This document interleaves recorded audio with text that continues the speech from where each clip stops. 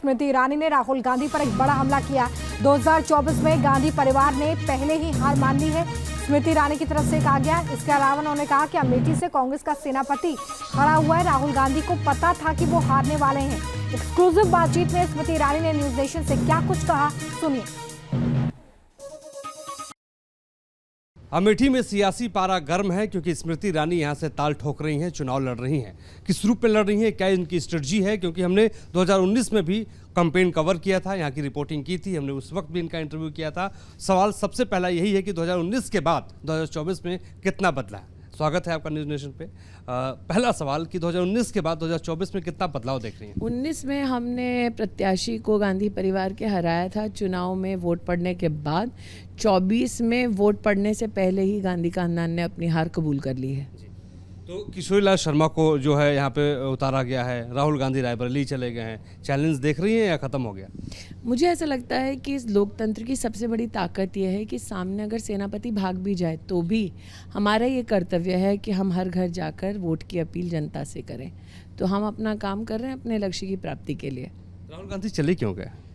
Of course उनको ये पता था कि यहाँ पर हारने वाले हैं। सिर्फ उन्हें ही नहीं पता था, पूरे परिवार को पता था कि परिवार से कोई भी प्रत्याशी खड़ा हो जाए वो हारेगा।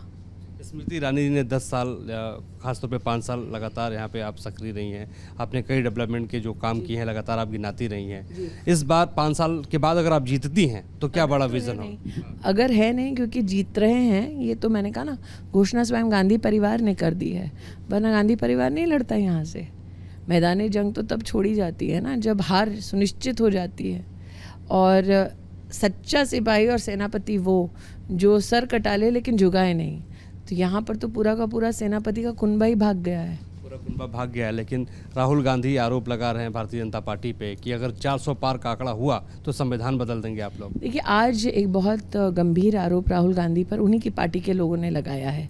ये कहा गया है कि राहुल गांधी का ये मंतव्य है कि वो अगर उनके पास थोड़ी सी भी सत्ता हो तो वो राम मंदिर के निर्णय को पलटा देंगे। ये एक गंभीर आरोप है और राहुल गांधी को इसकी पुष्टि करनी चाहिए।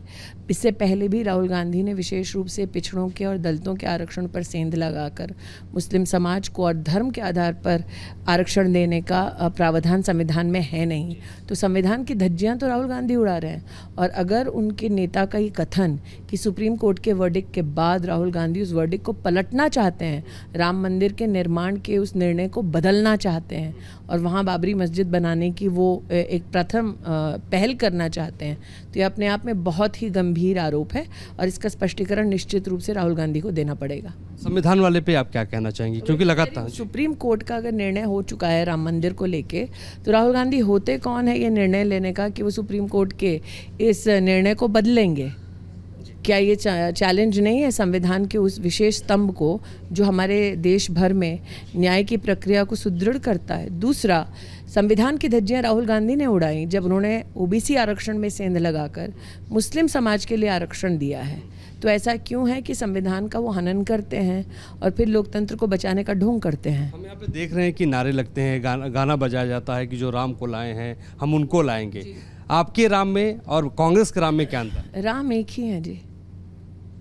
राम भगवान कभी राजनीति में विभाजित नहीं होते। राम के प्रति आस्था सभी की होती है जो सनातन में मानते हैं।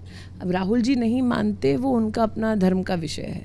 और जहाँ तक आस्था के साथ खिलवाड़ का विषय, आप देखिए, जब उन्होंने रायबरेली से नामांकन भरा तब पूजा करी। वायनाड में भी तो नामांकन भरा था, तब पूजा क्यों नहीं की थी? पूजा करना चाहिए था। मैं कह रही हूँ क्यों नहीं का विषय है, अगर मान्यताओं का विषय है तो राहुल गांधी ने तो वायनाड से भी नामांकन भरा था। वायनाड में नामांकन भरने से पहले पूजा करने से क्यों कतरा रहे थे? और अगर मान्यताओं का विषय और इंसान ऐसा है जो अपने मान्यताओं पर दृढ़ रहता है, तो राहुल गांधी ने उसके साथ केरल में यात्रा निकाली जिसने गौ हत्या की थी, गला काटा था गौ माता का। तो अगर इतना दम है तो आके रायबरेली में घूमे ना उस व्यक्ति के साथ। लेकिन प्रियंका गांधी लगातार पीएम पे निशाना साध रही हैं, कह रही हैं कि हमारे भाई को शहजादा कह रहे हैं और वो 4000 किलोमीटर यात्रा कर चुके हैं। अभी तो कांग्रेस में 2 खेमे एक दूसरे पे निशाना साध रहे हैं, तो पहले वो अपना झगड़ा निपटा लें, बाद में हमसे लड़ें।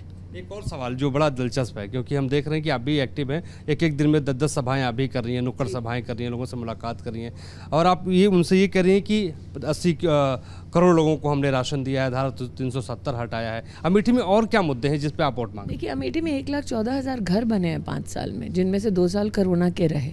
तो अब जनता के मध्य में ही प्रश्न उठ रहा है कि अगर स्मृति ईरानी और उनकी सरकार ने 1,14,000 घर मात्र 3-4 वर्षों के अल्प समय में बना लिए, तो 50 साल कांग्रेस पार्टी क्या कर रही थी यहाँ पे? तो ऐसे कई स्थानीय मुद्दे हैं जिनको हमने उठाया है और जिनकी वजह से आज ये हुआ है कि पूरा का पूरा कुनबा, जैसे कि मैंने कहा, बोरिया बिस्तर बांध चुका है। एक और आखिरी सवाल मैं पूछूंगा, क्योंकि आपको भी कैंपेन में जाना है। हाँ जी, सवाल ये है कि प्रधानमंत्री नरेंद्र मोदी लगातार ये कह रहे हैं कि वो संविधान बदलने की कोई बात नहीं है। वो ये कह रहे हैं कि हाँ, आपको जवाब दे दिया। राहुल गांधी ने जब धर्म के आधार पर आरक्षण देने की बात कही, तो क्या वो संविधान का हनन नहीं है? उनका मैनिफेस्टो पढ़ लीजिए। उनके मैनिफेस्टो में लिखा है कि अब सड़क बनाने का टेंडर भी आदमी का धर्म देख कर देंगे। ये कभी हुआ है हिंदुस्तान में? तो वो संविधान का हनन नहीं है? सीवीसी की धज्जियां नहीं उड़ाई? तो जिनका मैनिफेस्टो ही घोटाले का मैनिफेस्टो है, और जब वो अब अपनी वोट बैंक की राजनीति के लिए सड़क का टेंडर भी धर्म देख के करेंगे, गुणवत्ता देख के नहीं करेंगे, तो किस संविधान को बचाने की बात कर रहे हैं जिसकी उन्होंने धज्जियां उड़ा दी? एक महत्वपूर्ण सवाल है कि 200 से ज़्यादा वाइस चांसलर्स ने चिट्ठी राहुल गांधी को लिखी और उन्होंने कहा है कि आपने जो सिलेक्शन प्रोसेस पे सवाल उठाया है वो गलत है। राहुल गांधी ने ये कहा था कि एक संगठन के लोगों को वाइस चांसलर बनाएगा। आप क्या जवाब देंगे? मैं इतना ही कहूँगी, राहुल गांधी को आज अगर सतर्क रहना है तो अपनी ही पार्टी से रहना है। उनकी पार्टी में ही कई नेता हैं जो उनको निपटाने की होड़ में हैं, और मैं उनकी पार्टी के उस खेमे की व्यथा को समझती हूँ, क्योंकि राहुल गांधी नाम का बोझ कोई नहीं ढोना चाहेगा। तो आप इस चुनाव में तो विशेष अमेठी में देखेंगे कि जिन लोगों ने 2019 में राहुल गांधी की मदद नहीं की, वो अचानक अमेठी में भी प्रकट होंगे, ये प्रूव करने के लिए कि राहुल गांधी नहीं जीत सकते। तो राहुल गांधी को विशेष ध्यान अपनी पीठ पे देना चाहिए कि कौन उनकी पार्टी से छुरा भूकने वाला है। बहुत बहुत शुक्रिया हमसे बातचीत करने के लिए, क्योंकि आपको कैंपेन में जाना है। और हम यहाँ पे देख रहे हैं कि स्मृति ईरानी ने अपनी कीमती वक्त से हमें निकाल के बोला है कि आगे इसी तरीके से वो जीत हासिल करती रहेंगी। हमारे सहयोगी विकास राय के साथ मोहित राज दुबे, निदर्शन, अमेठी। स्मृति ईरानी ने राहुल गांधी पर एक बड़ा हमला किया। 2024 में गांधी परिवार ने पहले ही हार मान ली है, स्मृति ईरानी की तरफ से कहा गया। इसके अलावा उन्होंने कहा कि अमेठी से कांग्रेस का सेनापति खड़ा हुआ है। राहुल गांधी को पता था कि वो हारने वाले हैं। एक्सक्लूसिव बातचीत में स्मृति ईरानी ने न्यूज नेशन से क्या कुछ कहा, सुनिए।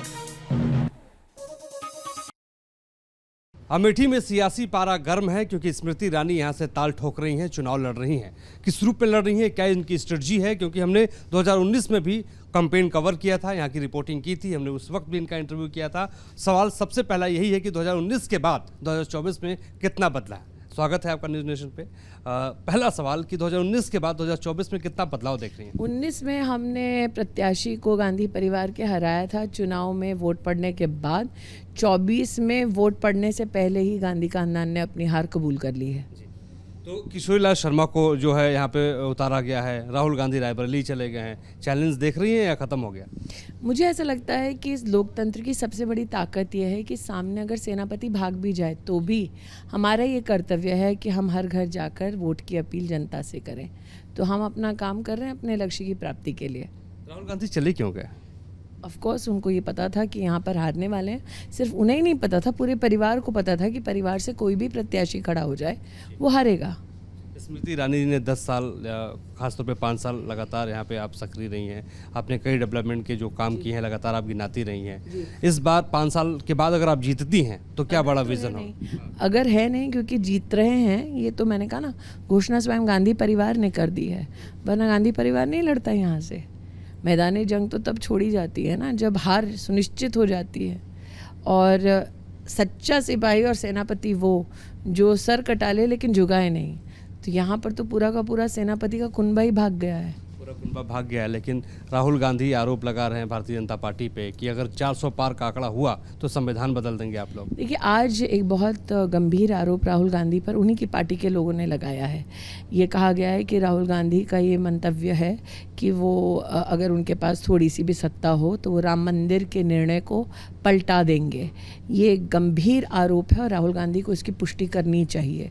इससे पहले भी राहुल गांधी ने विशेष रूप से पिछड़ों के और दलितों के आरक्षण पर सेंध लगाकर मुस्लिम समाज को और धर्म के आधार पर आरक्षण देने का प्रावधान संविधान में है नहीं। तो संविधान की धज्जियां तो राहुल गांधी उड़ा रहे हैं। और अगर उनके नेता का ये कथन कि सुप्रीम कोर्ट के वर्डिक्ट के बाद राहुल गांधी उस वर्डिक्ट को पलटना चाहते हैं, राम मंदिर के निर्माण के उस निर्णय को बदलना चाहते हैं और वहाँ बाबरी मस्जिद बनाने की वो एक प्रथम पहल करना चाहते हैं, तो ये अपने आप में बहुत ही गंभीर आरोप है और इसका स्पष्टीकरण निश्चित रूप से राहुल गांधी को देना पड़ेगा। संविधान वाले पे आप क्या कहना चाहेंगे, क्योंकि लगातार सुप्रीम कोर्ट का अगर निर्णय हो चुका है राम मंदिर को लेके, तो राहुल गांधी होते कौन है ये निर्णय लेने का कि वो सुप्रीम कोर्ट के इस निर्णय को बदलेंगे?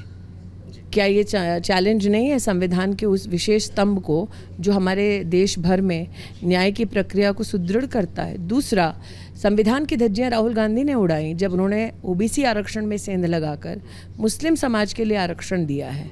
तो ऐसा क्यों है कि संविधान का वो हनन करते हैं और फिर लोकतंत्र को बचाने का ढोंग करते हैं? हम यहाँ पे देख रहे हैं कि नारे लगते हैं, गाना बजाया जाता है कि जो राम को लाए हैं हम उनको लाएंगे। आपके राम में और कांग्रेस के राम में क्या अंतर है? राम एक ही है जी। राम भगवान कभी राजनीति में विभाजित नहीं होते। राम के प्रति आस्था सभी की होती है जो सनातन में मानते हैं। अब राहुल जी नहीं मानते, वो उनका अपना धर्म का विषय है। और जहाँ तक आस्था के साथ खिलवाड़ का विषय, आप देखिए, जब उन्होंने रायबरेली से नामांकन भरा तब पूजा करी, वायनाड में भी तो नामांकन भरा था, तब पूजा क्यों नहीं की थी? पूजा करना चाहिए था। मैं कह रही हूँ क्यों नहीं का विषय है, अगर मान्यताओं का विषय है तो राहुल गांधी ने तो वायनाड से भी नामांकन भरा था। वायनाड में नामांकन भरने से पहले पूजा करने से क्यों कतरा रहे थे? और अगर मान्यताओं का विषय और इंसान ऐसा है जो अपने मान्यताओं पर दृढ़ रहता है, तो राहुल गांधी ने उसके साथ केरल में यात्रा निकाली जिसने गौ हत्या की थी, गला काटा था गौ माता का। तो अगर इतना दम है तो आके रायबरेली में घूमे ना उस व्यक्ति के साथ। लेकिन प्रियंका गांधी लगातार पीएम पे निशाना साध रही हैं, कह रही हैं कि हमारे भाई को शहजादा कह रहे हैं और वो 4000 किलोमीटर यात्रा कर चुके हैं। अभी तो कांग्रेस में दो खेमे एक दूसरे पे निशाना साध रहे हैं, तो पहले वो अपना झगड़ा निपटा लें, बाद में हमसे लड़ें। एक और सवाल जो बड़ा दिलचस्प है, क्योंकि हम देख रहे हैं कि आप भी एक्टिव हैं, एक दिन में 10-10 सभाएं आप भी कर रही हैं, नुक्कड़ सभाएं कर रही हैं, लोगों से मुलाकात कर रही हैं, और आप ये उनसे ये कह रही हैं कि 80 करोड़ लोगों को हमने राशन दिया है, धारा 370 हटाया है। अमेठी में और क्या मुद्दे हैं जिस पे आप वोट मांगे? देखिए, अमेठी में 1,14,000 घर बने हैं 5 साल में, जिनमें से 2 साल कोरोना के रहे। तो अब जनता के मध्य में ही प्रश्न उठ रहा है कि अगर स्मृति ईरानी और उनकी सरकार ने 1,14,000 घर मात्र 3-4 वर्षों के अल्प समय में बना लिए, तो 50 साल कांग्रेस पार्टी क्या कर रही थी यहाँ पे?